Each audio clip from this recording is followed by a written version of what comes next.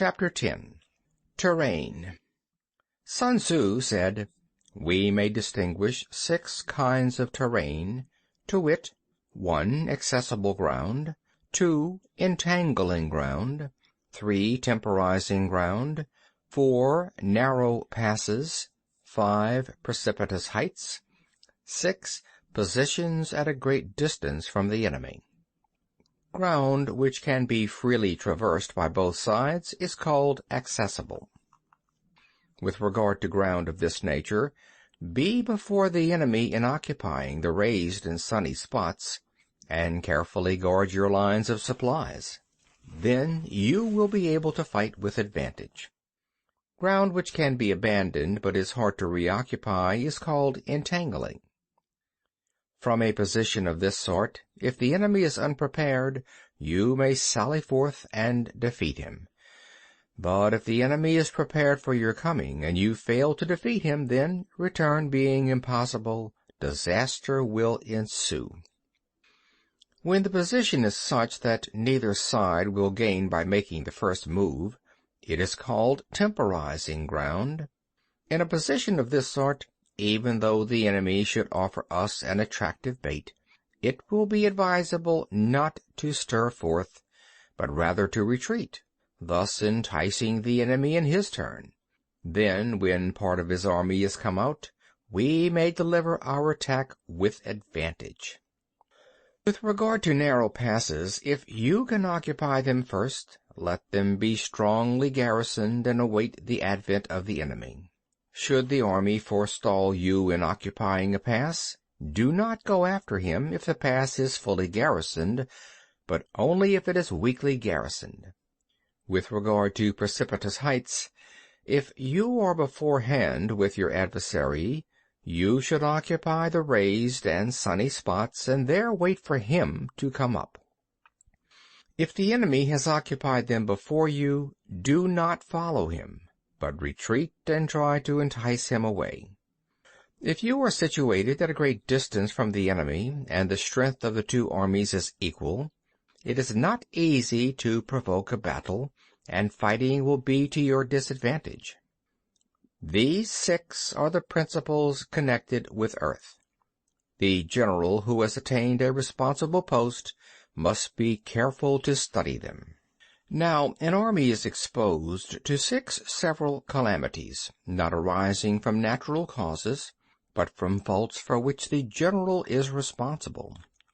These are 1. Flight, 2. Insubordination, 3. Collapse, 4. Ruin, 5. Disorganization, 6. Rout.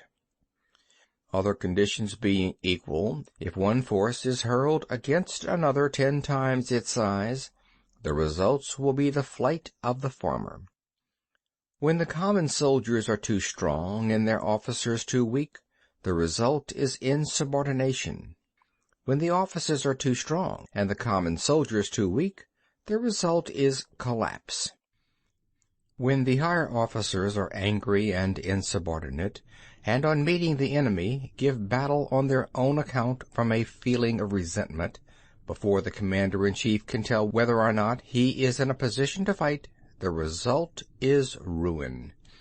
When the general is weak and without authority, when his orders are not clear and distinct, when there are no fixed duties assigned to officers and men, and the ranks are formed in a slovenly, haphazard manner, the result is utter disorganization. When a general, unable to estimate the enemy's strength, allows an inferior force to engage a larger one, or hurls a weak detachment against a powerful one, and neglects to place picked soldiers in the front rank, the result must be rout. There are 6 ways of courting defeat, which must be carefully noted by the general who has attained a responsible post. The natural formation of the country is the soldier's best ally, but a power of estimating the adversary, of controlling the force of victory, and of shrewdly calculating difficulties, dangers, and distances, constitutes the test of a great general. He who knows these things, and in fighting puts his knowledge into practice, will win his battles. He who knows them not, nor practices them, will surely be defeated. If fighting is sure to result in victory, then you must fight, even though the ruler forbid it. If fighting will not result in victory, then you must not fight, even at the ruler's bidding. The general who advances without coveting fame and retreats without fearing disgrace, whose only thought is to protect his country and do good service for his sovereign, is the jewel of the kingdom. Regard your soldiers as your children, and they will follow you into the deepest valleys. Look upon them as your own beloved sons, and they will stand by you even unto death. If, however, you are indulgent but unable to make your authority felt, kind-hearted but unable to enforce your commands, and incapable, moreover, of quelling disorder, then your soldiers must be likened to spoilt children. They are useless for any practical purpose. If we know that our own men are in a condition to attack, but are unaware that the enemy is not open to attack, we have gone only halfway towards victory. If we know that the enemy is open to attack, but are unaware that our own men are not in condition to attack, we have gone only halfway towards victory. If we know that the enemy is open to attack, and also know that our men are in a condition to attack, but are unaware that the nature of the ground makes fighting impracticable, we have still gone only halfway towards victory. Hence the experienced soldier, once in motion, is never bewildered. Once he has broken camp, he is never at a loss. Hence the saying, if you know the enemy and know yourself, your victory will not stand in doubt.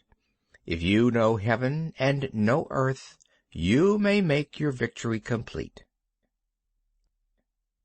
End of chapter 10.